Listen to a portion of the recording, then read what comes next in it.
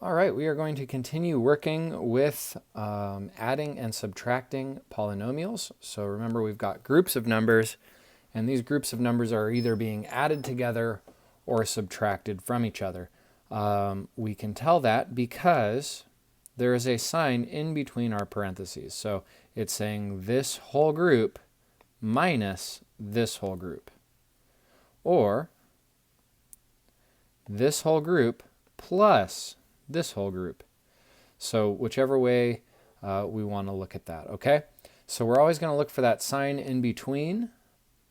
That is telling us if we're going to add and just keep everything how it is, or if we need to subtract and take the opposite sign of the terms in the parenthesis, in the group. So this minus sign is going to change the signs of both of the terms inside the parentheses. So I have a positive 7. It is now a negative 7. I had a negative 3v to the fourth. It is now a positive 3v to the fourth. I'm going to write my other terms back down. I can rewrite them without parentheses. 6 minus 4v squared minus 6v to the fourth. And this other v to the fourth, not pretty. Let me change that. There we go. Okay. Now that we have this, we can start putting our like terms together. So I have a v to the fourth. I have a v to the second. So v to the fourth is my highest power. So I'm just going to organize this. v4. I'm going to go all the way down, even if I don't have them.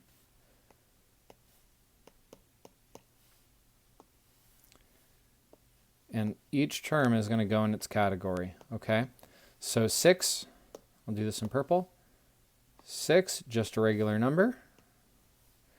Negative 4v squared, so that's going in my v squared category. Negative 6v to the fourth, so that's going in my v to the fourth category. Oops, I said 4. It was a negative 6. I have a negative 7, so that's just a regular number. And I have positive 3v to the fourth, so that's a positive 3 in my v to the fourth category. Okay, now I'm just going to go and combine these up. So I have a negative 6 and a positive 3. Will give me a negative 3 v to the fourth. Negative 4, so nothing in this category. Took care of that. Negative 4, not being combined with anything, so I'm just going to rewrite it. Negative 4 v squareds. And then 6 minus 7 is negative 1. So there's our answer. We just organize our like terms, combine the numbers, and get our answer. All right. This one we've got a plus sign. So plus sign means we don't need to change any signs. We're just going to leave our signs how they are. So let's look across the top. I see I have v to the third, and that's our largest v value. So I'm going to have a v to the third category, v to the second, v to the first, and my constant terms, or just my regular numbers. All right.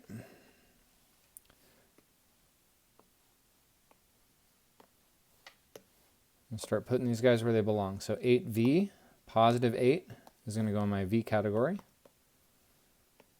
Positive 3v squared is going in my v squared category. Negative 4v to the third, so I have negative 4. Another positive 8v. Negative 4v squared. And positive 2v to the third. Now all I have to do is add or subtract, depending on the sign. So different signs I subtract, so 4 minus 2. And I keep the sign of the larger number, and that was v cubes. I have 3v squareds and negative 4. Different signs subtract. Negative 1v squareds. And 8 plus 8, v to the firsts, is 16 v to the firsts. And I had no constant terms, no regular numbers.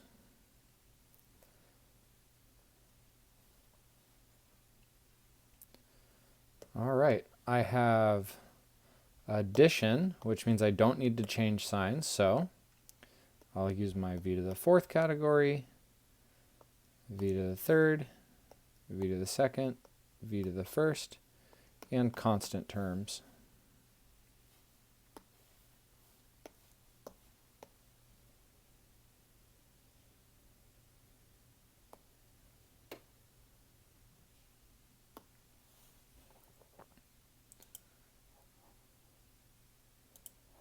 Okay, so here we go. I'm just going to go in order. 7v to the fourth, so that's 7 there. Negative 6v to the second, so negative 6 goes there. 6v to the second, so that's a positive 6 in my v to the second. A positive 6v, and a positive 7v to the fourth. And then I'm combining. So 7 plus 7 is 14. 6 minus 6 makes 0. If I get 0, it means I don't have any v squareds left, so I'm not going to write that in. I have no v squareds left. And then plus 6. And that's v to the first. So that was it for that one. Okay, when I have a minus sign,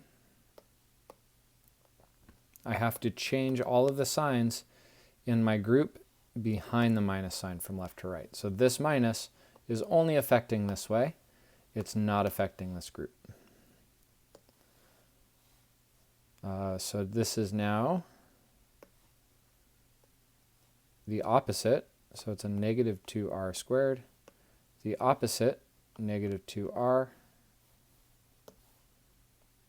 And the opposite, positive 7.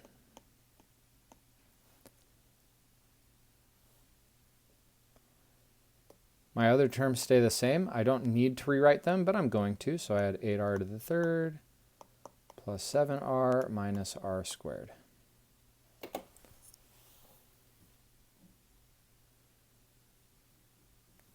All right, here we go. I'm going to put my r thirds in a category, my r squareds, r to the first, and constant terms, regular numbers. When I say constant terms, I mean just regular numbers. They're constant because 3 is always 3. 4 is always 4. Negative 7 is always negative 7. Versus like if I have like a 2r, that's a variable because r could stand for something different. So let's see. We're going to go through here. 8r to the thirds. So I'm going to put an 8 here. 7r. Negative 1r squared. So that's just a negative 1. Negative 2r squared. Negative 2r. And 7r to the third. Once I organize everything, then all I have to do is add and subtract. So I have 15, I have negative 3, and I have 5. Oops, I want to make sure we write our signs, so plus 5.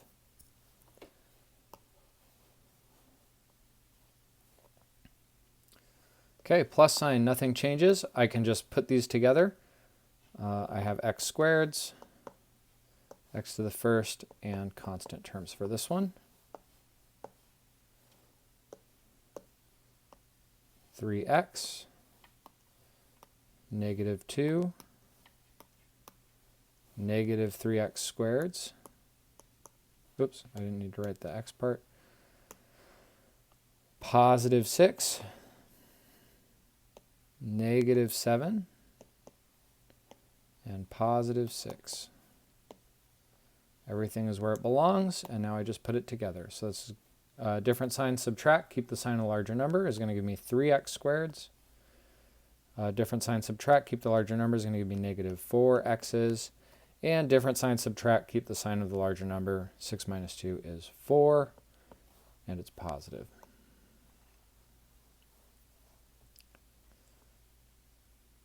All right, when we have a negative, we distribute that negative in. So this is now the opposite, so negative 5k squared. The opposite, negative 2k, and the opposite, negative 3k squared. These were all positives, so it makes sense that the opposite would be they are all negatives. Our first group doesn't change. K plus 8k squared minus 3k to the third. Now, if we had a negative out front over here, it would have to change. But because it's just positive out front, there's nothing changing it. Okay, so it looks like I have a k to the third category. I have a k to the second category, k to the first, and our constant terms. So this is a little bit of writing, but it organizes everything so nicely. So it's a 1k, positive 1, positive 8k squared, so I'm going to put a positive 8 in my k squared. I'm going to be careful with your circles. I'm kind of reckless with them. Negative 3k to the third, so it's negative 3 in my k to the thirds. Negative 5k to the second, so that's a negative 5 in my k to the seconds. Negative 2 in my k, and negative 3k to the thirds. Once I've organized all my numbers, then I just put them together. So negative 6k to the third, positive 3k squareds, and negative 1k. I got that by doing same signs add, different signs subtract, different signs subtract. All right, for these last 4 problems, I'm not going to show the grid. You are more than welcome to use that tool and to organize your work like that every time. But I want to show you, just so that you're familiar with, some other strategies. So here's a strategy that we can use. This is especially good if you're working with all the same color. So I'm going to make all of these the same color. So let's say you just have a black pen to work with. My n to the second, I'm going to put 2 lines under it. And I'm looking for any other n to the second, so I can put 2 lines under that as well. That's my only one. Okay, my constant terms, I'm going to put a dashed line under my constant terms. So I have 2 constant terms. And then n to the first power, I'm just going to put 1 solid line. So anything that has the same kind of line can get put together. So 6n to the second, nope, doesn't have anybody, forever alone. So it's just going to stay how it is. 2n also doesn't have anybody. And then negative 6 and negative 8, these are the same.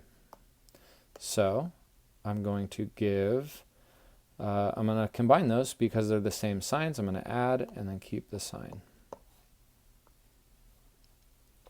I'll show you that again over here. So I have addition, means I don't need to change anything.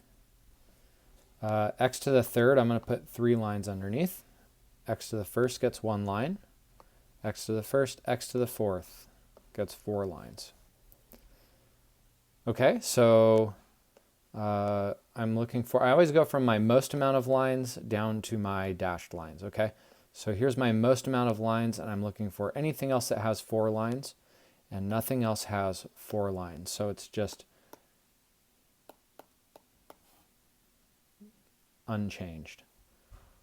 And then if you wanted to, you could cross it out. You could say, okay, I use that one up. My next amount is 3 lines. I'm looking for any other 3 lines, and I don't have them, so that's just plus 7x to the third. I have 5x and 3x. Those are the same. Same sign, so I'm going to add them and get 8x. So just another strategy.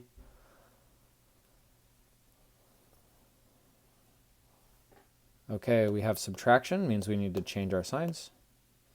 So the opposite of positive is negative.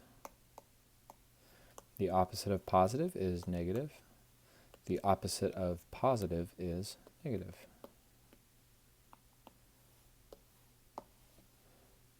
I'm going to go ahead and rewrite these just so that they're all on the same line here together. Okay, I'm going to use that same technique. So v to the fourth means there's 4 lines. V to the second, v to the second. A constant term, I'm going to give a dashed line, and v to the fourth. So I can put my 4 lines together. So I have a -5, a +3. Signs are different. I subtract and keep the sign of the larger number. And I used both of those up. Okay. A -7 and a -5. Signs are the same. Add them. And then keep the sign. So I use those up. And then -2 forever alone, doesn't have anybody to go with. So just another way of organizing our work. And here's our last one. We're looking here, it's plus. So I just have to add these up. I have a constant term. I have an x squared, x to the third, a constant term, and x to the third. So I go most lines to least lines. So most lines here would be these. -2, +3, signs are different. Subtract, keep the sign of the larger number. So it's +1, x to the third. -5x squared, forever alone. And 1 + 7 is 8. So just some more strategies you can use as you are adding and subtracting polynomials.